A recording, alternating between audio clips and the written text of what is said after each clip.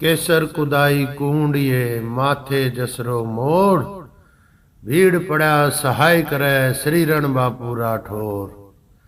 केसर घोड़ी कालवी मोत्या जड़ी लगाम, चढ़ भाला ला नीसरा थन दुनिया करे प्रणाम, थन दुनिया करे प्रणाम।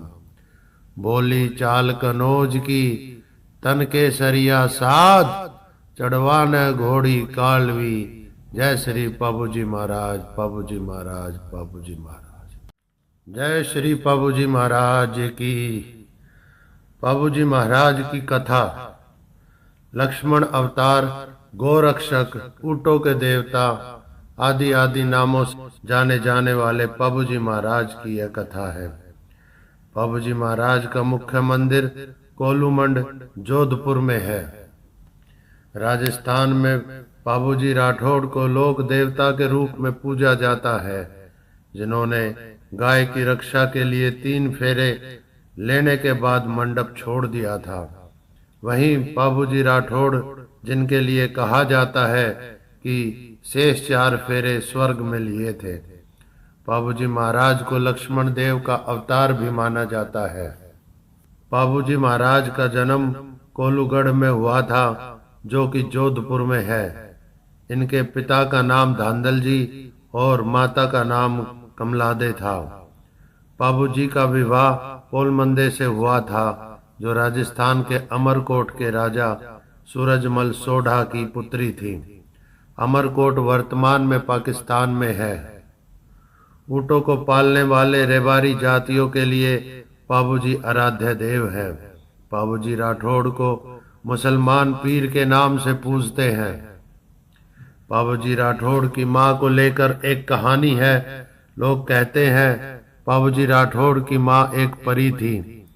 ऐसा माना जाता है कि परी आसमान में विचरण करती रहती है और कभी कभी रात को धरती पर उतरती है, ताकि उनको कोई देख ना सके। अगर उनको कोई देख ले तो वे स्वर्ग वापस लोक नहीं जा पाती। इसी वजह से परी रात में ही नीचे उतरती है। ऐसा ही एक बार एक परी मारवाड़ की धरती पर उतरी।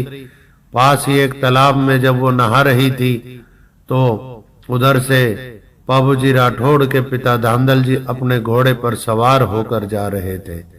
तालाब को देखकर वह अपने घोड़े को पानी पिलाने के लिए तालाब पर आते हैं और उस परी को देखकर स्तब्ध रह जाते हैं और उसी को एकटक देखने लग जाते हैं। जब परी की नजर धांधल जी पर पड़ती है तो वह घबरा जाती है। अब पृथ्वी से वापस नहीं लौट पाऊंगी, यह बात उसने धांधल जी से कही। तब राव धांधल जी राठौड़ ने परी के सामने विवाह का प्रस्ताव रखा, लेकिन उससे पहले परी ने धांधल जी के सामने 2 शर्त रखी। पहली शर्त कि मेरे लिए एक अलग से महल बनाकर देना होगा, और दूसरी शर्त यह कि उसमें मेरी आज्ञा के बिना कोई भी प्रवेश नहीं कर सकता। धांधल जी ने उस परी की ये दोनों शर्तें स्वीकार कर ली और परी से विवाह कर लिया। कुछ समय के पश्चात उस परी ने एक पुत्र को जन्म दिया, यानी पाबूजी राठौड़ का जन्म हुआ। पाबूजी बचपन से ही काफी सुंदर थे। कहते हैं एक दिन धांधल जी बिना आज्ञा से परी के महल में प्रवेश कर गए और उन्होंने देखा एक शेरनी बच्चे को दूध पिला रही है। तभी धांधल जी को देख वह शेरनी वापस परी के रूप में बदल गई। उसने धांधल जी से कहा, आपने वचन तोड़ा है, इस वजह से अब मैं यहाँ नहीं रहूंगी, और वो वहां से चली गई। जाते हुए परी ने कहा कि यह जो मेरा पुत्र है, राजस्थान में इसकी घर घर पूजा होगी और नाम भी अमर होगा। अब मैं यहाँ से जाती हूँ। कच्छ भुज अंजर नगर में कछोली चारण के देवल के घर घोड़ी के नाम से प्रसिद्ध होंगी। घोड़ी का रूप धारण करके मेरी पीठ पर ही इन्हें खिलाऊंगी और वह अवधि 12 वर्ष की होगी। और धांधल जी से कहा कि आपने अपना वचन तोड़ा है, इस वजह से अब मैं यहाँ नहीं रहूंगी, और वो वहां से चली जाती है। उसके बाद पाबूजी राठौड़ का पालन पोषण कमलादे ने किया। इस वजह से आज भी कमलादे को ही पाबूजी राठौड़ की मां माना जाता है। केसर घोड़ी सोवणी मोता जड़ी लगाम, कोलू मंडरा वीर पाबूजी न झुक झुक करूं प्रणाम। एक बार पाबूजी कहीं जा रहे थे, रास्ते में गायों का झुंड देखा। उस झुंड के बीच एक सुंदर सी घोड़ी भी घास चर रही थी, जिसका नाम केसर कालवी था। उस घोड़ी को देखते ही पाबूजी का मन उस घोड़ी को अपने साथ ले जाने का किया, लेकिन पता चला यह घोड़ी देवल चारनी नाम की महिला की है।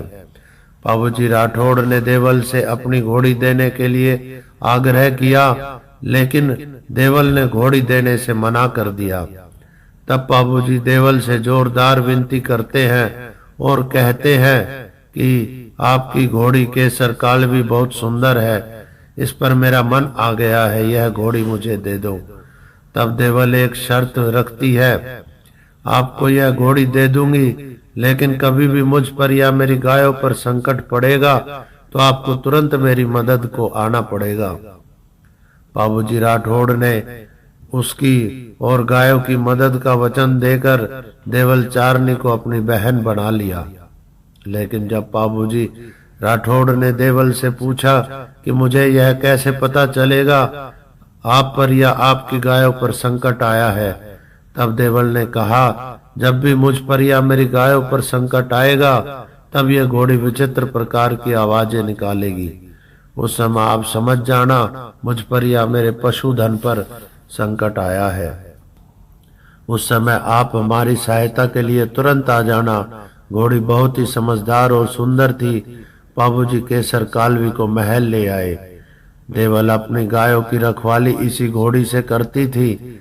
इसी घोड़ी पर जायल के जिंदराव खींची की आंख थी। जिंदराव पाबूजी राठौड़ का बहनोई था। वो इस घोड़ी को प्राप्त करना चाहता था। पहले से किसी बात को लेकर पाबूजी और जिंदराव के बीच मनमुटाव भी था। इसी के साथ केसर कालवी पाबूजी को मिलने से जिंदराव और अधिक नाराज हो गया। इस बार पाबूजी अमरकोट के सोडा राणा सूरजमल के यहाँ गए हुए थे। तब राणा सूरजमल की एक पुत्री थी जिसका नाम पोलमदे था। उन्हें जिन्होंने पाबूजी को पहली नजर में देखते ही पसंद कर लिया और मन ही मन ठान लिया कि विवाह भी इन्हीं से करूंगी। अमरकोट के पाबूजी राठौड़ के लिए विवाह का प्रस्ताव कोल्लू भेजा गया। तब पाबूजी को इसके बारे में पता चला। उन्होंने बहुत ही विनम्रता पूर्वक पोलमदे से कहा, मैं आपका अपमान नहीं करना चाहता, परंतु मेरा सर पहले से ही बिक चुका है। मैंने पहले ही किसी को वचन दे दिया है कि संकट में उसकी रक्षा करूंगा और उसकी रक्षा के लिए अपने प्राणों की परवाह भी नहीं करूंगा। ऐसे में आप कभी भी विधवा हो सकती है। ये सुनकर पोलमदे ने कहा, जिस वीर का सर खुद का ना होवे, किसी व्यक्ति की रक्षा के लिए पहले से ही बिक चुका हो, वह वीर हमेशा के लिए अमर हो जाता है। ऐसे में मैं कभी विधवा नहीं हो सकती, इसलिए विवाह तो आपसे ही करूंगी। फिर पाबूजी राठौड़ की बारात अमरकोट के लिए निकल पड़ती है। अमरकोट के लोग पाबूजी और केसर कालवी घोड़ी को देखने के लिए उमड़ पड़ते हैं। श्रृंगार करी हुई केसर घोड़ी बहुत सुंदर लग रही थी। इसके साथ पाबूजी राठौड़ केसरिया साफा बांध दूल्हे बनकर केसर कालवी पर विराजमान बहुत सुंदर लग रहे थे। यह सब देखकर अच्छे अच्छे लोग जलने लगे। जब पाबूजी राठौड़ मंडप में पहुंचे और फेरे शुरू हुए, किंतु जिस समय तीसरा फेरा लिया, ठीक उसी समय केसर घोड़ी हिनहिनाने लगी। देवल चारनी पर संकट आ गया था।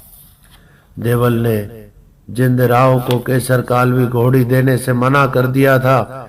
इसी नाराजगी के कारण आज मौका देखकर उसने देवल की गायों को घेर लिया और उनको अपने साथ ले गया।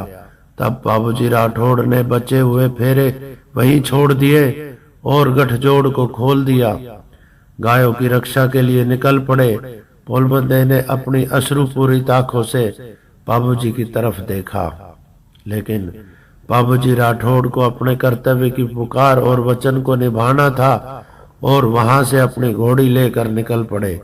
तब जिंदराव का पीछा किया तो वे देचू गांव में बाबूजी राठौड़ और जिंदराव खींची के बीच युद्ध हुआ और गायों को बचा लिया। लेकिन इस युद्ध में बाबूजी राठौड़ और उनके बड़े भाई बूढ़ो जी दोनों शहीद हो गए। इस समय बाबूजी राठौड़ की उम्र 37 वर्ष की थी। इधर राजकुमारी पोलमंदे हाथ में नारियल लेकर अपने स्वर्गीय पति के साथ शेष फेरे पूरे करने के लिए अग्नि स्नान करके स्वर्ग पलायन कर गई। और आज भी कहा जाता है कि बाबूजी ने शेष 4 फेरे स्वर्ग में लिए। इस घटना के बाद आज भी राजस्थान के लोगों में ये मान्यता है कि विवाह के 3 फेरे तो बाबूजी ने ले लिए थे, इसलिए बाकी 4 फेरे अब विवाह में लिए जाते हैं। यदि किसी पशुओं पर संकट आता है तो बाबूजी महाराज का नाम लेते ही वो आज भी पशुओं की रक्षा करने के लिए आ जाते हैं। जोधपुर के कोल्लू में स्थित बाबूजी राठौड़ के मुख्य मंदिर में हर वर्ष चैत्र मास की अमावस्या को उनका भारी मेला भरता है।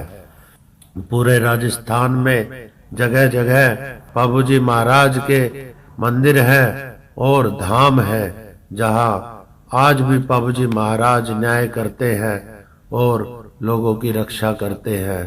जय बाबूजी महाराज की। ऐसा ही एक धाम कुआ धाम बगड़ राजस्थान के झुंझुनू जिले के बगड़ गांव में है, जहां गुरु महाराज मल सिंह शेखावत जी, जिन्होंने बाबूपाल जी महाराज की तपस्या की और उस तप से सिद्धियां प्राप्त की, वे आज भी गुरु महाराज मल सिंह महाराज न्याय करते हैं।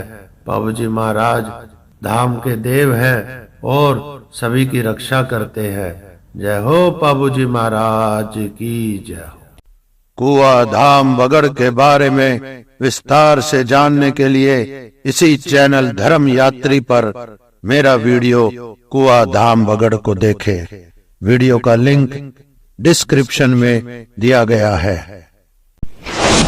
नेक्स्ट वीडियो के लिए मेरे चैनल धर्म यात्री को सब्सक्राइब करें, बेल आइकन पर क्लिक करें, वीडियोस लाइक और शेयर करें, कमेंट्स करें।